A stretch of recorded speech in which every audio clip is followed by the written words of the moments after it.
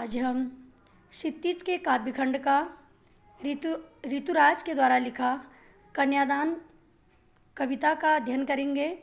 उससे पहले हम ऋतुराज के जीवन परिचय को समझेंगे। ऋतुराज का जन्म सन 1940 में भरतपुर में हुआ।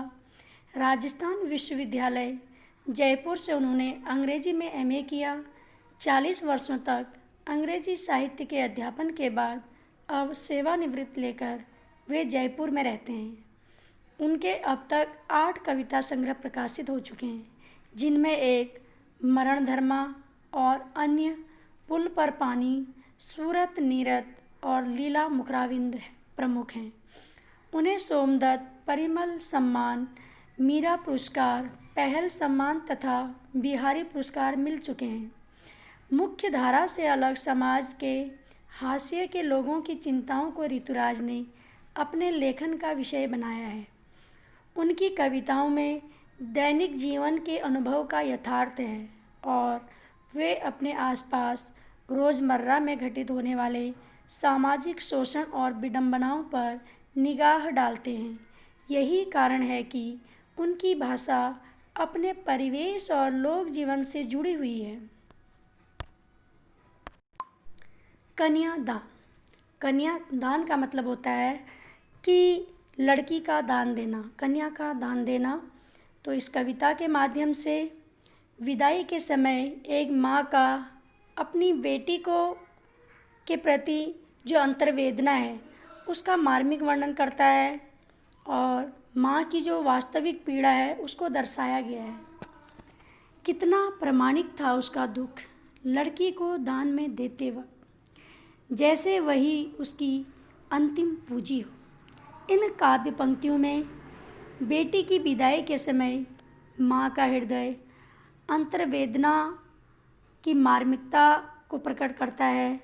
माँ की जो पीड़ा होती है उस समय वो वास्तविक होती है कि वह अपने बेटी का कन्यादान कर रही होती है और उसको ऐसा लगता है जैसे उसने अपने जीवन में जो पूंजी कमाई थी वो अंतिम पूंजी दान दे दी है।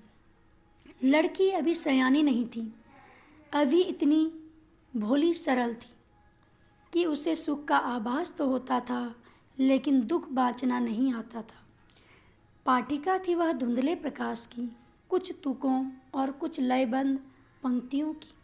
यानी उसकी माँ सोचती है कि उसकी बेटी अभी बहुत सरल है, अबोध है, समझदार नहीं हुई है। उसे सुख की कल्पना का आभास तो है पर भविष्य की जो समस्याएं हैं उनसे अपरिचित है। वह काव्य की लयबद्ध पंक्तियों को पढ़ना तो जानती है पर उसका भाव समझने योग्य भी नहीं हुई है। यहाँ कवि ने अप्रत्यक्ष रूप से समाज की उस व्यवस्था को प्रकट किया है जो देखने में बहुत आदर्शवादी, विनम्र और कोमल दिखाई देती है, पर उसका वास्तविक रूप उतना ही भयावह होता है।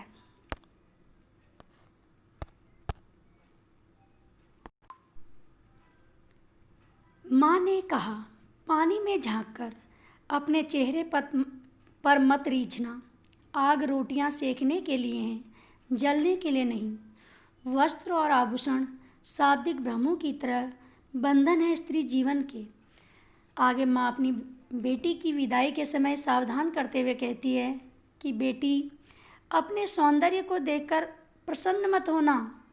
लोगों की जो प्रशंसात्मक शब्द सुनकर उनके शब्द जाल से तू भ्रमित मत होना। इस पुरुष प्रधान समाज के बंधन से स्वयं को हमेशा मुक्त रखना, क्योंकि जो घर में आग होती है वो रोटी सेकने के लिए होती है, दुल्हन को जलाने के लिए नहीं।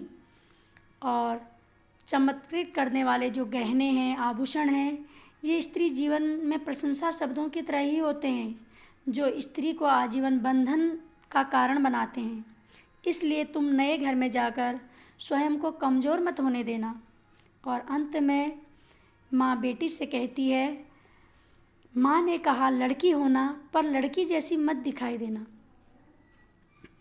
अंत में माँ बेटी से कहती है कि बेटी, तुम लड़की की तरह विनम्र, स्नेहमयी, निश्चल और मर्यादित रहना, पर लोक व्यवहार में पूर्णतः सावधानी व सचेत रहना।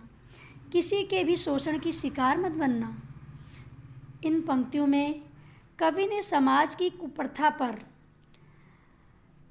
कुठाराघात किया है कि आग रोटियां सेकने के लिए हैं, जलने के लिए नहीं। क्योंकि समाज में जो लोग हैं स्त्री को केवल उपभोग की वस्तु समझकर उस पर अत्याचार करते हैं और उस पर अपना अधिकार समझते हैं। तो इसलिए माँ अपनी बेटी को ऐसे लोगों से स्वयं को सावधान रहने के लिए चेतावनी दे रही है, समझा रही है।